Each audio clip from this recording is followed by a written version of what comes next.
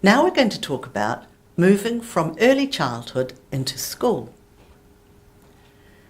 When choosing a school, it's important you begin planning early, ideally when your child turns 4, so that support is in place when your child starts. If your child has been receiving early intervention services, their early intervention team or key worker can discuss schooling options with you and help your child make the transition to school. You, your child, and the school will need to get to know each other very well as you prepare for your child to start school. The partnership with your school is very important. School visits will help you and your child meet key people and discuss how to make sure things go smoothly. Start thinking and talking with others about your child's school options. Talk with your child's team and key worker about whether your child might meet the criteria for the ongoing resourcing scheme, the ORS. If property modifications need to be made, confirm the school, enrol your child 12 months ahead to give plenty of time for these property modifications to be made.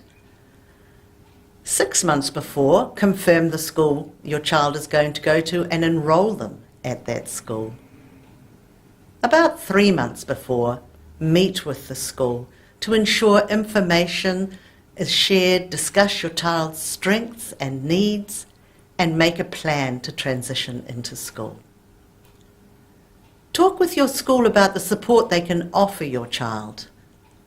Start taking your child to a school to visit.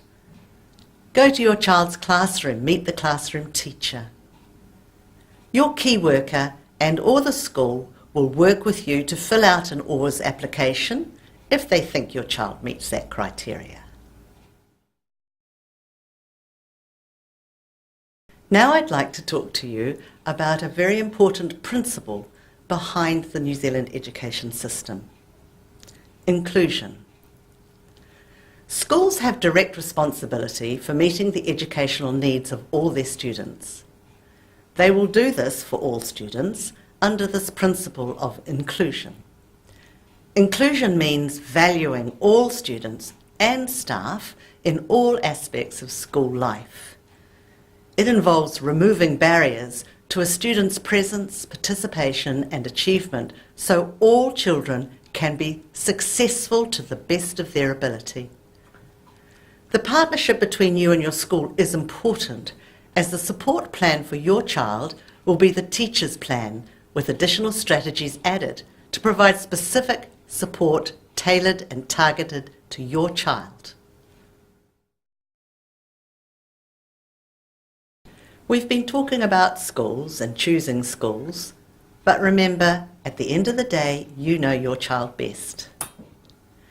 The Education Act of 1989 makes it clear that every child from the age of 5 has the right to go to their local school, and that this right applies equally to children with special education needs.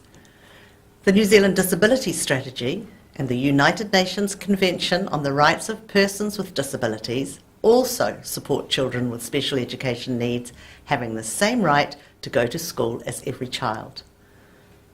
Most children with special needs will be in regular classes and have extra help provided by the school. If your child has high needs, the school can approach the Ministry of Education to provide direct help for them. You and your child should be made to feel welcome when approaching any school to enrol. If your local school has an enrolment scheme, then your child usually has to live within the school's enrolment zone. If you feel a school is being unwelcoming or is reluctant to enrol your child because they have needs for special education, then this is of concern to the Ministry. Please let us know at the Ministry of Education if this happens to you.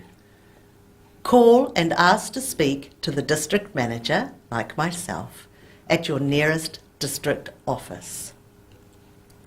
Schools must make sure children have a safe physical and emotional environment.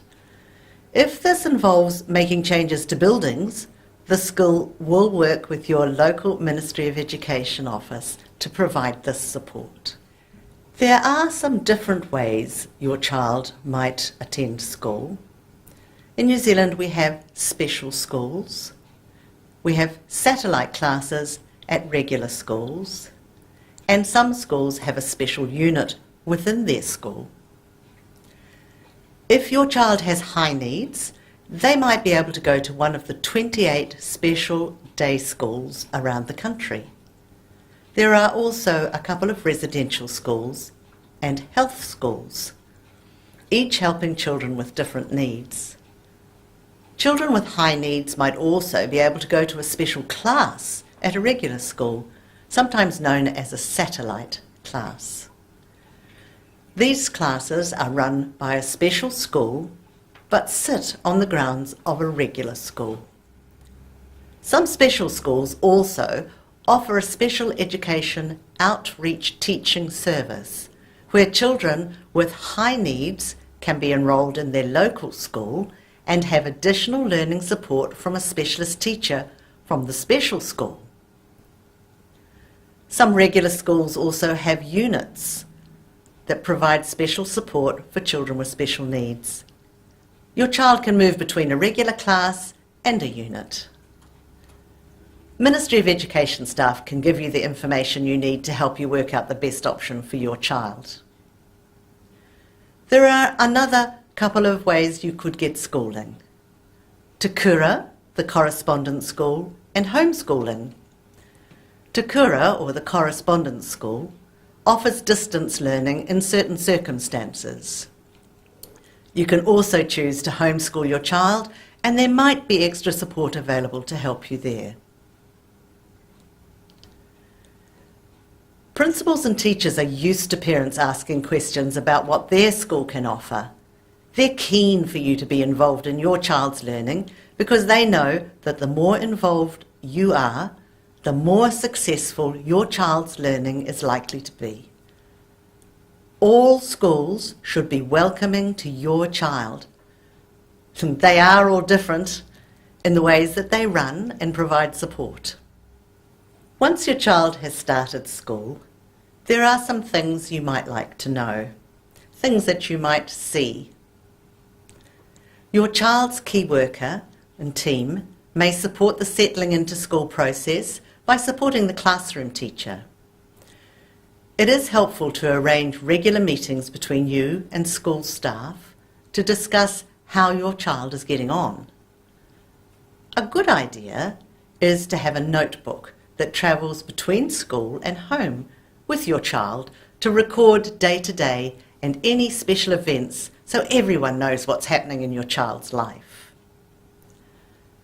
A learning plan led by the school will be developed to guide your child's learning and to identify any additional support needed.